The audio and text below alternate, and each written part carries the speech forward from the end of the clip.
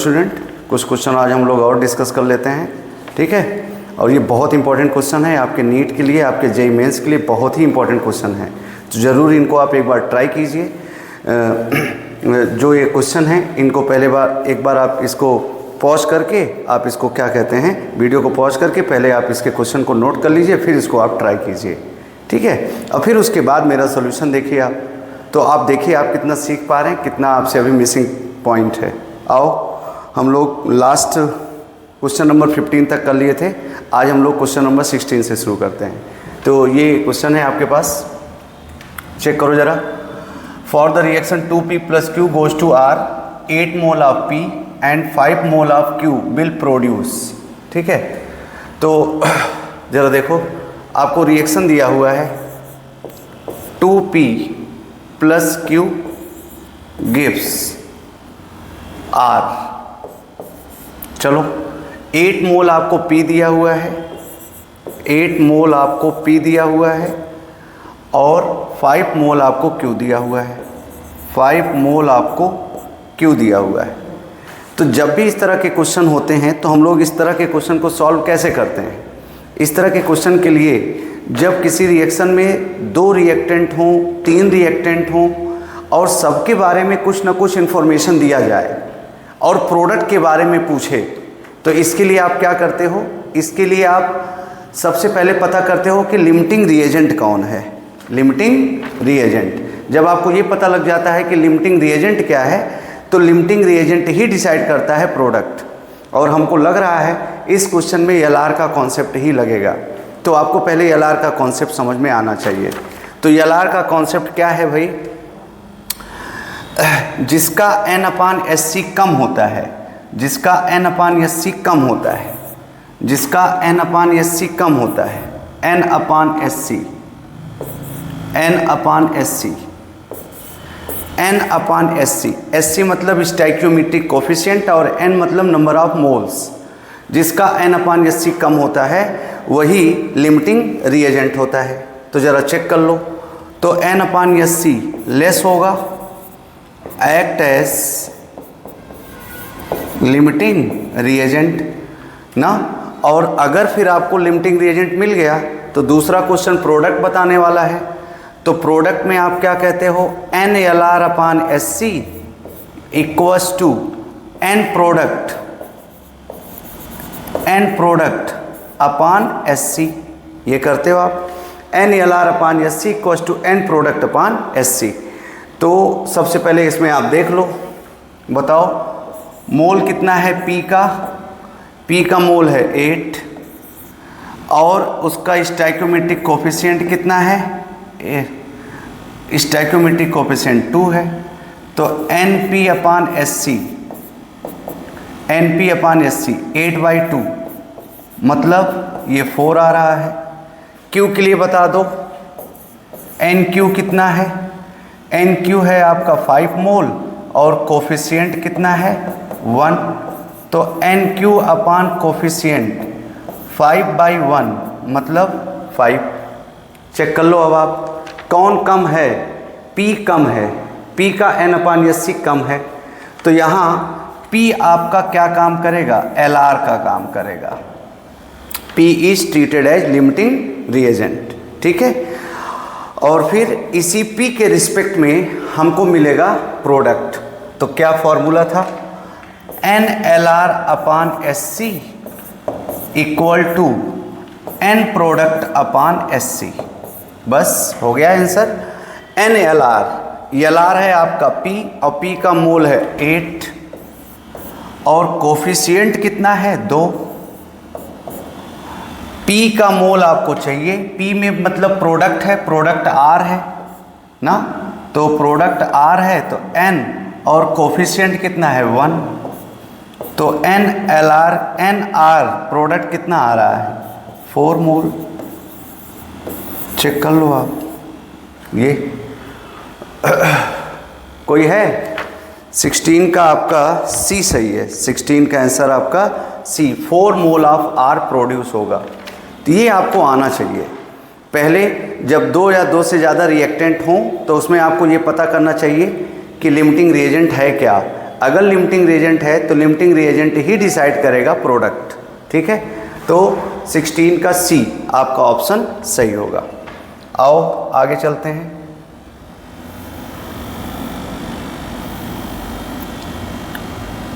Question number 17 आपके पास ये आ गया। आओ क्वेश्चन नंबर 17 चेक कर लेते हैं। कह रहा है which of the following relation is correct for solutions. ठीक, तो Al2SO4 की नॉर्मेलिटी 3 है और मोलरिटी 0.5 है। कह रहा है क्या ये रिलेशन इनकरेक्ट है या करेक्ट है। तो आपको समझ में ये आना चाहिए कि नॉर्मेलिटी और मोलरिटी का रिलेशन वो दे रहा है। तो नॉर्मेलिटी और मोलरिटी का रिलेशन हम लोग पढ़ते हैं, relation between normality and molarity. ये रिलेशन आप जानते हैं क्या था, normality equals to n factor into molarity. जहाँ तक Al2SO4 होल थ्राइस की बात है तो Al2SO4 होल थ्राइस का n factor 2Al3 plus 3SO4 2 minus ये होगा। इसका n फैक्टर क्या मिलेगा आपको, 2 3 जा 6, n फैक्टर 6 है। अब आप कर लो, चेक कर लो पहला ऑप्शन।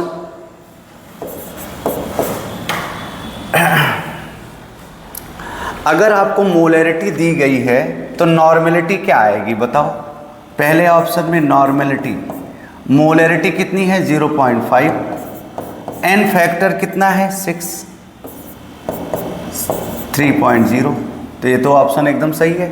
देखो नॉर्मेलिटी कितनी आ रही है, 3 आ रही है, नॉर्मेलिटी 3 आ रही है। ये तो सही है लेकिन हमको चाहिए क्या, इनकरेक्ट चाहिए। तो ये पहला ऑप्शन हो गया। दूसरा चेक करो, दूसरे में कह रहा है 3m, मोलरिटी कितना दिया, मोलरिटी दिया 3 और n फैक्टर कितना है H2SO4 का। H2SO4 का n फैक्टर कितना लेते हो, H2SO4 का n फैक्टर, H2SO4 का n फैक्टर आपको पता है 2 लेते हो ना, बेसिसिटी। तो 3 इंटू मोलरिटी 3 दिया हुआ है, 3 इंटू 2 तो 6 आएगी नॉर्मेलिटी। नॉर्मेलिटी 6 है एकदम, ये भी सही है। सी वाला ऑप्शन चेक करो भाई। सी वाले में है क्या, सी वाले में है H3PO4, H3PO4। इसका n फैक्टर कितना है, इसका n फैक्टर 3 है। n फैक्टर क्या है, 3 है। अगर इसका n फैक्टर 3 है तो आप ज़रा बताओ, मोलरिटी दे रहा है, नॉर्मेलिटी निकालो। तो normality equals to n factor into molarity. तो n फैक्टर तो 3 होता है और मोलरिटी कितना दिया है 1, तो 1 आ रहा है। यही चेक कर लो आप सी वाला। सी में क्या दिखाई दे रहा है, मोलरिटी अगर 1 है तो नॉर्मेलिटी 3 आएगी, लेकिन ये दे रहा है 1/3, तो ये गलत लग रहा है। और डी वाला चेक कर लो ज़रा, जब ऑप्शन कर रहे हो तो डी वाला चेक कर लो। डी वाले में क्या कह रहा है, 1m Al2SO4 whole thrice, 6n Al2SO4 whole thrice. अगर मोलरिटी 1 है तो नॉर्मेलिटी Al2SO4 की कितनी होगी, 6 इंटू 1 तो 6 आएगी। तो ये भी तो सही ही है, तो गलत कहाँ है। आपसे तो उसने पूछा है इनकरेक्ट बताओ, तो इनकरेक्ट अगर आपको पता करना हो तो आप कहोगे सर इनकरेक्ट वाला यही है। 17 का सी ऑप्शन आपका सही होगा। आप चेक कर लो इसको। ये बढ़िया रिलेशन है। जब हम आपको some basic concept of chemistry पढ़ाते हैं तो उसमें कंसंट्रेशन टर्म के बाद 7 खतरनाक रिलेशन पढ़ाते हैं। उस 7 खतरनाक रिलेशन में तीसरा रिलेशन यही होता है, normality equals to n factor into molarity. तो मोलैरिटी गिवन है तो नॉर्मेलिटी निकल जाती है, नॉर्मेलिटी गिवन है तो मोलैरिटी निकल जाती है। ये क्वेश्चन कुछ वैसा ही था। चलो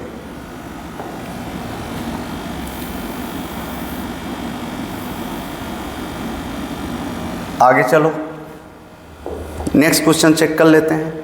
नेक्स्ट क्वेश्चन में क्या कह रहा है? कह रहा है a solution of FeCl3 is m/30, it's molarity of Cl ion is. तो चेक कर लो जरा भाई, FeCl3 है, ये टूटेगा तो ये क्या देगा? Fe3 plus 3Cl minus. तो मोलैरिटी होता क्या है? Number of moles per unit volume पर लीटर वॉल्यूम। तो कंटेनर में ये है और ये है, इसका अगर 1 मोल होगा तो इसका 3 मोल होगा। इसकी मोलैरिटी अगर m है तो इसकी m होगी और इसकी 3m होगी। अब इसकी मोलैरिटी कितनी है भाई? FeCl3 की मोलैरिटी दिया हुआ है m/30। अगर ये m/30 है तो ये कितना होगा? 3m/30, मतलब m/10 होगा। Cl आयन का कंसंट्रेशन m/10 होगा, एक Cl आयन का कंसंट्रेशन m/10 होगा। तो बता दो जरा, कोई है ऑप्शन? 18 का C सही होगा, 18 का C सही होगा, 18 का C। चेक कर लो आप। नेक्स्ट क्वेश्चन, आओ नेक्स्ट क्वेश्चन चलते हैं। नेक्स्ट क्वेश्चन 19 में आप चेक कर लो। 19 में कह रहा है what will be the volume of CO2 at NTP obtained on heating 10 gram of 90% pure limestone. देखो, आपको हम लोग परसेंटेज प्योरिटी पढ़ाते थे। क्या पढ़ाते थे? Percentage purity. तो ज़रा देखो, 90% प्योर है और उस 90% प्योर जो है वही टूटता है 10 ग्राम का। तो पता करो पहले 10 ग्राम का 90% प्योर कितना टूटेगा और फिर उसी से आप पता कर लो कि आपका वॉल्यूम कितना आने वाला है। अब लाइमस्टोन आप CaCO3 को कहते हो, तो CaCO3 को पहले तोड़ो। CaCO3 टूटेगा तो ये देगा CaO plus CO2, CaO plus CO2। अगर इसके स्टोइकियोमेट्री की बात करें तो कैल्शियम 40, कार्बन 12, ऑक्सीजन 16 × 3 48, टोटल कितना आएगा? 100 आएगा, 100 ग्राम। इसके 100 ग्राम के टूटने से ये वॉल्यूम बताओ, तो वॉल्यूम 1 मोल मिलेगा। 1 मोल मिलेगा और 1 मोल का वॉल्यूम STP पर कितना आता है? 22.4 लीटर आता है, 22.4 लीटर आता है ना। अब जरा चेक करो। चलो अब आप समझो, इसके हमने आपको सिखाया था कि जब भी रिएक्शन होती है तो जो प्योर अमाउंट ऑफ रिएक्टेंट होता है वही प्रोडक्ट में कन्वर्ट होता है, कभी impure amount of reactant product में कन्वर्ट नहीं होता है। तो पहले पता करो आप CaCO3 का कितना है? 10 ग्राम है। तो प्योर अमाउंट पता कर लो, प्योर अमाउंट ऑफ CaCO3 कितना? 10 ग्राम है और प्योर कितना है उसका? 90% ही है। तो 10 ग्राम का 90% प्योर कितना ग्राम हुआ? 9 ग्राम हुआ। इस 9 ग्राम से आपको पता करना पड़ेगा कि कितना हमको CO2 मिल रहा है जब आप 9 ग्राम CaCO3 डिकम्पोज करा रहे हैं। तो अगर ये चीज़ नहीं समझ में आया तो आप ये ज़रा देखो, आपने पढ़ा था परसेंटेज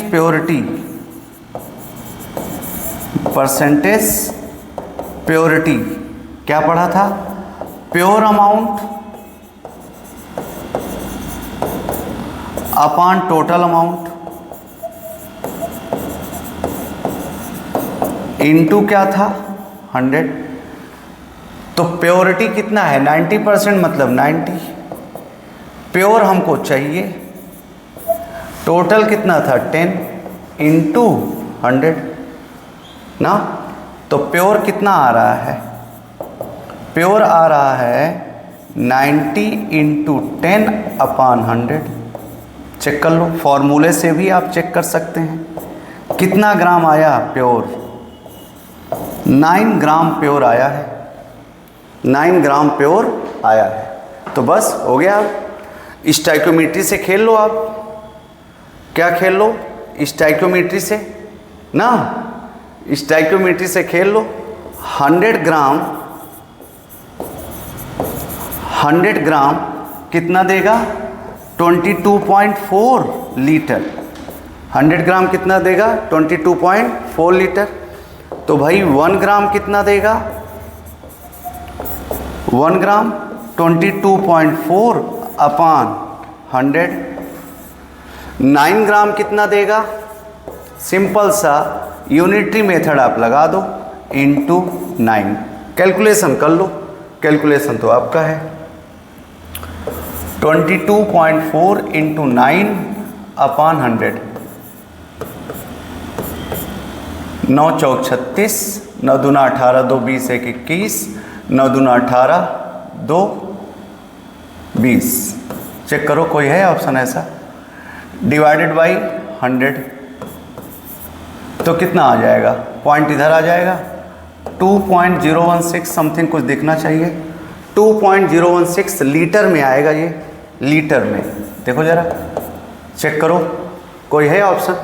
ये 22.4 लीटर होगा नहीं, 20.16 लीटर होगा नहीं, यही दिख रहा है 2.016 लीटर। सिंपल कैलकुलेशन था, परसेंटेज प्योरिटी और स्टाइकोमेट्री का तड़का लगा हुआ है इसमें।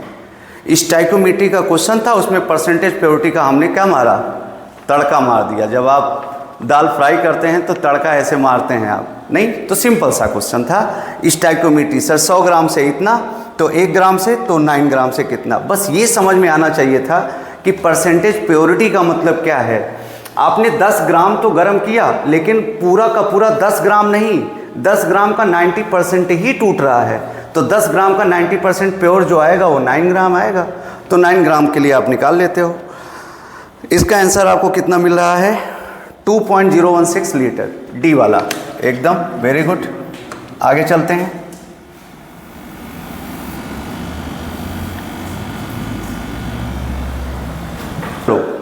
तो नेक्स्ट क्वेश्चन हम लोग चेक कर लेते हैं। देख लो जरा, क्वेश्चन नंबर 20 में जरा देखो आप, 20 में क्या है, 20 में आप देखो जरा, 20 में क्या मिलने वाला है। कह रहा है for the reaction 2x + 3y + 4z goes to 5w initially if 1 mole of x, 3 mole of y and 4 mole of z is taken, if 1.25 mole of w is obtain, then percentage yield of this reaction is. देखो बढ़िया question है ये, check कर लो आप। 2x + 3y + 4z gives 5w, ये ठीक। अब बताओ x का कितना मोल है, 3 मोल है, y का कितना मोल है, 4 मोल है, z का कितना मोल है, y का 3 मोल है, y का 3 मोल है, y का 3 मोल है, और z का 4 मोल है। अब कह रहा है कि परसेंटेज यील्ड बता दीजिए, जबकि W का 1.25। तो याद करो परसेंटेज यील्ड हम लोग कैसे करते थे। परसेंटेज यील्ड होता था actual upon theoretical, actual upon theoretical amount, actual amount upon theoretical amount into 100, ये हम लोग पढ़ते थे। Actual amount upon theoretical amount into 100। Actual question में गिवन होता है, तो बता दो प्रोडक्ट का एक्चुअल कितना है, एक्चुअल अमाउंट मोल कितना है, प्रोडक्ट W है कितना है 1.25 मोल, 1.25। और हमको थ्योरेटिकल चाहिए, थ्योरेटिकल चाहिए, तो थ्योरेटिकल कैसे निकलता था, स्टाइक्योमेट्री से निकलता था। लेकिन इसमें स्टाइक्योमेट्री तो है ही है, परसेंटेज यील्ड तो है ही है, इसमें लिमिटिंग रिएजेंट का भी कॉन्सेप्ट है। कैसे, 3 के बारे में दिया है, प्रोडक्ट के बारे में पूछ रहा है, तो इसका निकालो पहले n/SC, nx/SC। n कितना है 3, कोफिशिएंट कितना है 2, 1.5, ठीक है। y का सर बता दीजिए, y का ny/SC करना है, तो y का मोल है 3, कोफिशिएंट है 3, कितना आ गया 1 आ गया ना। z का बता दीजिए, nz/SC, nz कितना है 4 है, कोफिशिएंट कितना है 4 है, 1। तो बता दो यहाँ पर लिमिटिंग रिएजेंट कौन आ रहा है, लिमिटिंग रिएजेंट चेक कर लो ज़रा, 2x 3y 4z, 3 mole of 1 mole of x है भाई, 1 मोल ऑफ x। चेक करो ज़रा क्वेश्चन सही से, इसका मोल कितना है 1 मोल है, 1 मोल है, तो 1 मोल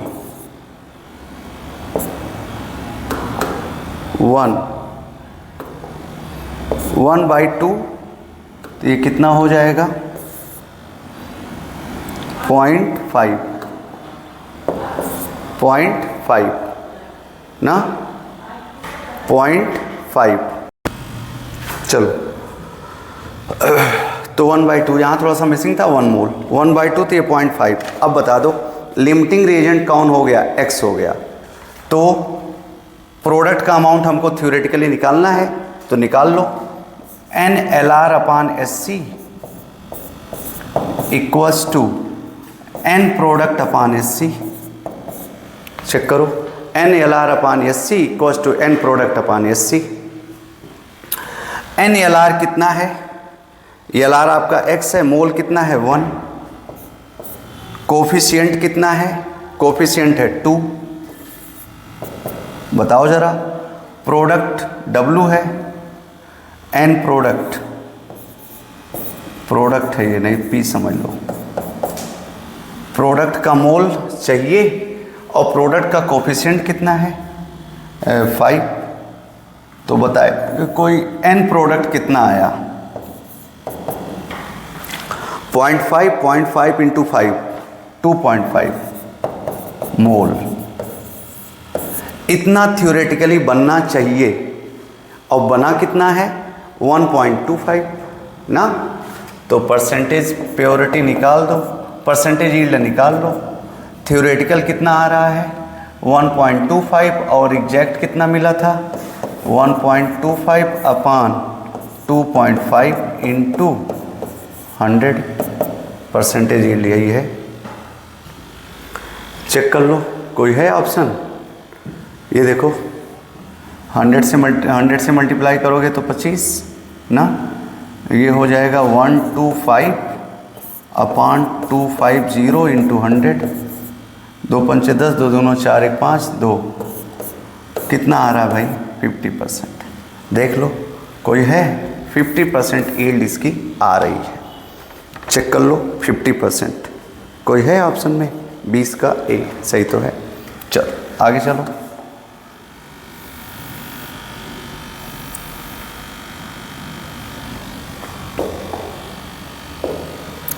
क्वेश्चन नंबर 21 चेक कर लो आप। 21 में कह रहा है which of the following is not mixture but pure substance. तो CNG भी क्या है, मिक्सचर है, कंप्रेस्ड नेचुरल गैस। LPG भी मिक्सचर है। डिस्टिल वाटर और किरोसिन भी आपको पता है पेट्रोल के समय निकाला जाता है। किरोसिन डिस्ट्रक्टिव, जब हम लोग कंबशन कराते हैं, इनकम्प्लीट कंबशन कराते हैं, तब ये सब मिलता है। तो वेरी सिंपल, आप केरोसिन मिक्सचर है, ये भी मिक्सचर है, ये भी मिक्सचर है, यही डिस्टिल वाटर। डिस्टिल वाटर में कुछ भी नहीं होता है, ये प्योर एकदम होता है, इसमें प्योर वाटर होता है। तो यही एक प्योर सब्सटेंस के तरह आप ट्रीट कर सकते हो, not a mixture but a pure substance, distil water. ठीक है,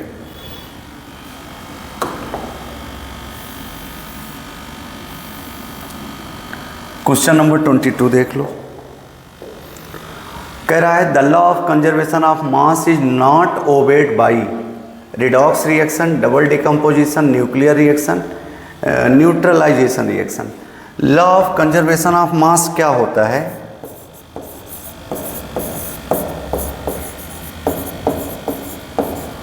law of conservation of mass, कोई भी रिएक्शन जब होती है, कोई रिडॉक्स रिएक्शन है या डबल डिकम्पोजिशन है, न्यूट्रलाइजेशन है, तो जितना रिएक्टेंट का मास होगा उतना ही मास प्रोडक्ट का होगा, कभी कम या ज़्यादा नहीं होगा। लेकिन जब न्यूक्लियर रिएक्शन होती है तो न्यूक्लियर रिएक्शन में मास डिफेक्ट आता है। एक टर्म हम लोग पढ़ते थे रेडियो एक्टिविटी में, आप फिजिक्स में, न्यूक्लियर फिजिक्स में भी पढ़ेंगे, एटम एंड न्यूक्लियाई में, वहाँ मास डिफेक्ट पढ़ाया जाता है। तो जब भी न्यूक्लियर रिएक्शंस होती हैं तो उसमें मास में कुछ कमी आ जाती है। तो जब मास की कमी हो गई तो मतलब वो लॉ ऑफ कंजर्वेशन ऑफ मास को तो फॉलो ही नहीं कर रहा है। मतलब आप सीधे सीधे कह सकते हैं न्यूक्लियर रिएक्शंस।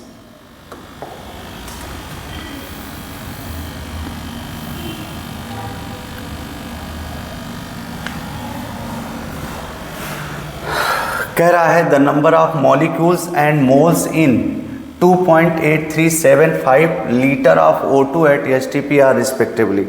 कितना आसान क्वेश्चन दिया गया था, आपको चेक कर सकते हो आप, जरा देख लो आप। आपको वॉल्यूम दिया गया, volume at STP, volume at STP दिया गया 2.8375 लीटर, ये दिया गया। और आपसे कह रहा है मॉलिक्यूल बता दो, तो भैया पहले मोल तो निकाल लो। तो number of moles, number of moles N क्या होता है? V अपान Vm। मोलर वॉल्यूम V होता है 2.837 अपान 22.4, ये हो गया मोल। अब आपको चाहिए क्या? मॉलिक्यूल चाहिए। तो मॉलिक्यूल के लिए आपने नाना को लगाया था, ये N equals to N into यानी N कितना है? N है ये 2.837 अपॉन 22.4 इंटू यानी दिया हुआ है, ठीक है, 6.02 इंटू 10⁻23। आप कैलकुलेट कर सकते हैं। चेक कर लो इसमें क्या आता है। मॉलिक्यूल्स और मोल्स पूछा है, तो मोल्स पहले पता कर लो और फिर मॉलिक्यूल्स पता कर लो, ठीक है। इसको अगर 28 माना जाए, इसको 28 मान लेते हैं, सॉरी 2.8 मानते हैं, इसको ये मानते हैं, तो 4 सते 28, 4 पंचे 20, 4 पंचे 20, 4 पंचे 20 और 24, 4 छंग 24, 7 8 56, 8 आया और 6 है, 8 7 56। देख लो आप, अगर इसको मैं 60 मानूँ और 8 मानूँ तो 8 7 जा 8 7 56, 7 टाइम्स समथिंग कुछ जाएगा। अब चेक कर लो आप, ये 6 है तो 0.7 जाएगा, तो 0.7 समथिंग इंटू 10⁻23 राइट साइड ले जाओगे तो 7.5 10⁻, राइट साइड ले जाओगे तो नेगेटिव में 22, ये आना चाहिए। या तो ये होगा या तो ये होगा। अब मोल निकाल लो, मोल कितना है ज़रा चेक कर लो आप, 2.837 22.4 कैलकुलेट कर लो, 8 2.8 और 22.4, तो ये कितनी बार जाएगा? 1 टाइम्स जाएगा। 224 से 283 है, 1.125। डी सही है क्या इसका? 23 का चेक कर लो आप, 23 का ए दे रहा है, 23 का ए, ये 2037 है।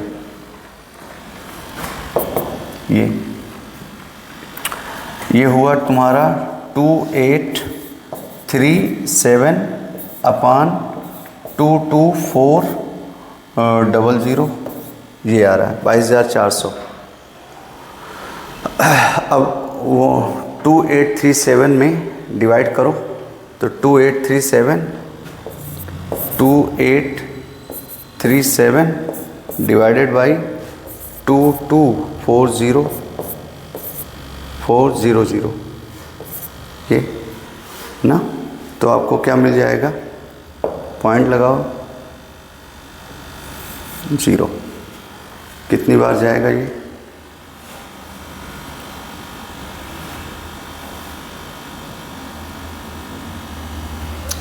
टू 0 0 0, 2 चौके 8, 2 दूना 4, 2 दूना 4, 250। चेक करो कितना आ रहा है ये? 28375 28375 भी है भाई, 28375 भी है, तभी तो गड़बड़ हो रहा। 28375 22,400।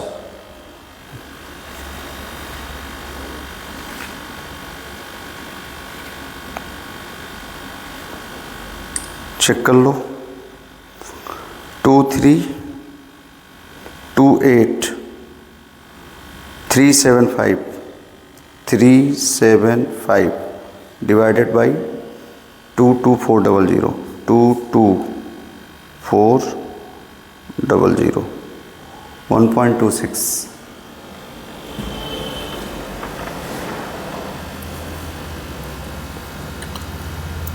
कहाँ गड़बड़ हो रहा है ये?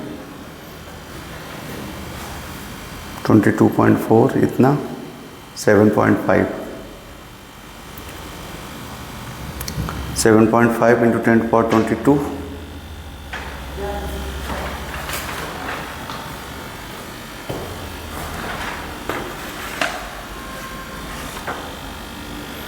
ये ना, ये जब 1000 से मल्टीप्लाई करेंगे तो ये क्या हो जाएगा तुम्हारा? ये होगा, जो देखो फिर से, n v/vm कितना? 2.8375 अपान 22.4। 1000 से मल्टीप्लाई करोगे तो 2837.5 अपान 22400, ये करो ना। 05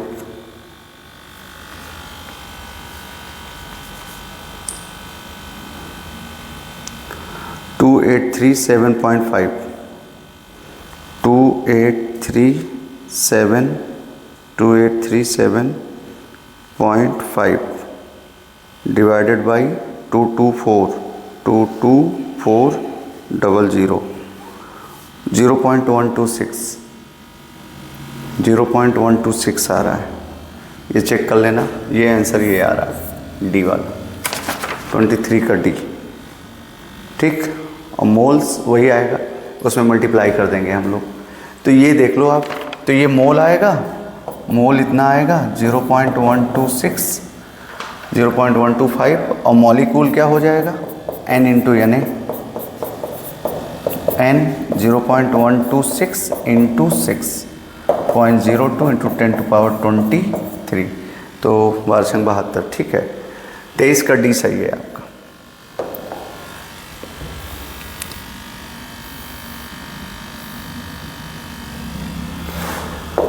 ट्वेंटी 24 चेक कर लो, क्या कह रहा है, विच लिस्ट फर्स्ट, इतना इतना इतना।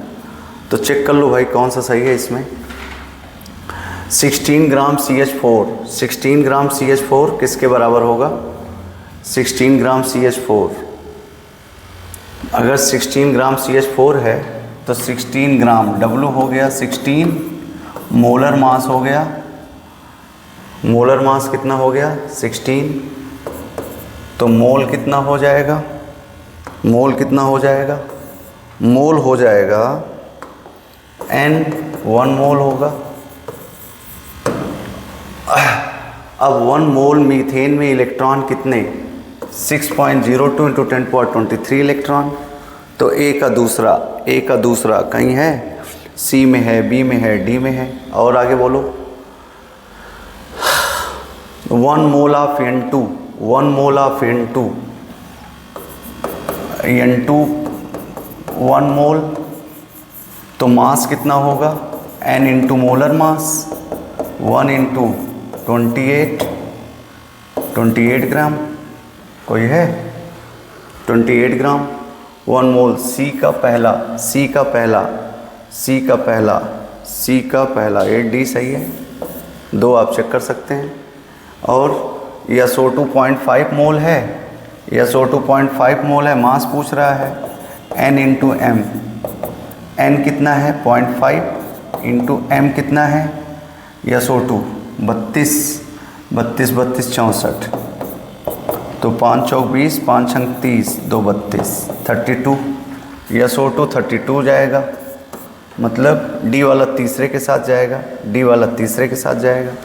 मतलब आप क्या कर रहे हो, आप मोल से मास मैच करा दिए, 1 मोल में इतने इलेक्ट्रॉन होंगे, इतने मोल का इतना मास होगा।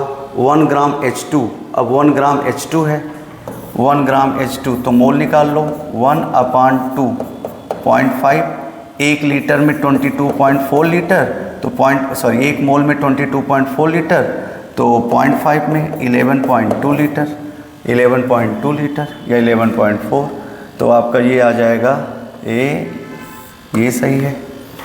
तो D का तीसरा, C का पहला, A का दूसरा और B का चौथा, D ऑप्शन आपका सही है। चलो ये क्वेश्चन हो गया 24, आगे चलते हैं।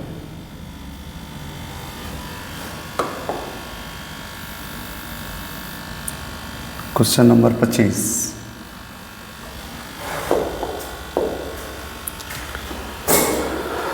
क्वेश्चन नंबर 25 चेक कर लो। 1 mole of SO2 and 1 mole of H2S react completely to form sulphur, ठीक है। तो SO2 है प्लस 2H2S है, गिव्स 2H2O है प्लस 3S है। अब बता दो SO2 का कितना मोल है, 1 मोल, H2S का कितना मोल है, 1 मोल, ठीक। कह रहा है सल्फर कितना बनेगा, तो ठीक तो है। आप ELR पता कर लो, यहाँ कितना है NaSO2/SC, SO2 का मोल कितना है 1, कोफिशिएंट कितना है 1, तो 1 आ गया। इसका बोलो NH2S/SC, NH2S मोल कितना है 1/2.5, तो H2S क्या हो गया, H2S LR हो गया। अब इसी से S निकाल लो।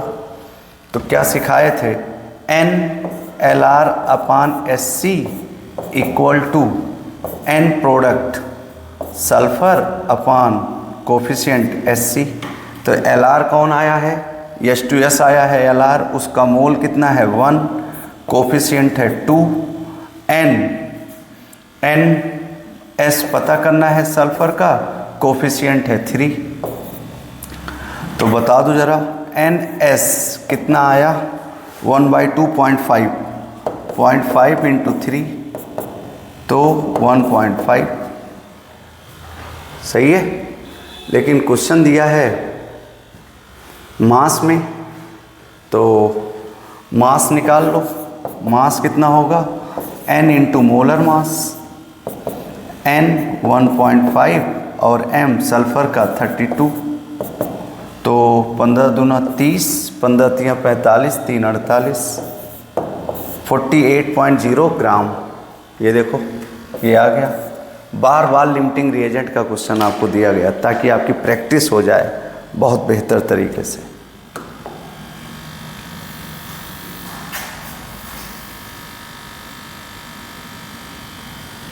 चेक कर लो ये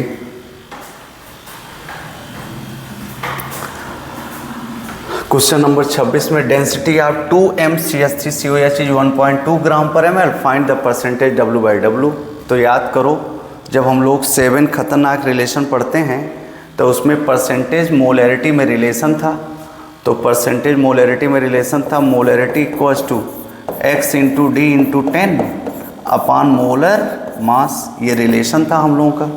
तो परसेंटेज कितना है, परसेंटेज चाहिए तो मोलैरिटी कितना दिया है 2, परसेंटेज चाहिए डी कितना है 1.2 इंटू 10 अपान मोलर मास, एस्टिक एसिड का मोलर मास 60। तो निकाल लो, ये हो गया 12, ये 0 और ये कितना 12 पंचे 60, ठीक है, 5 दूना 10, यही आना चाहिए। x कितना आएगा 2 इंटू 6 अपान 1.2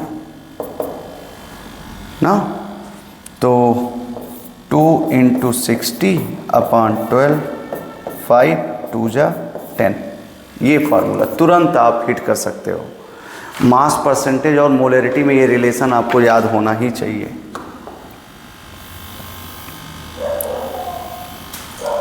क्वेश्चन नंबर 27 देख लो। 27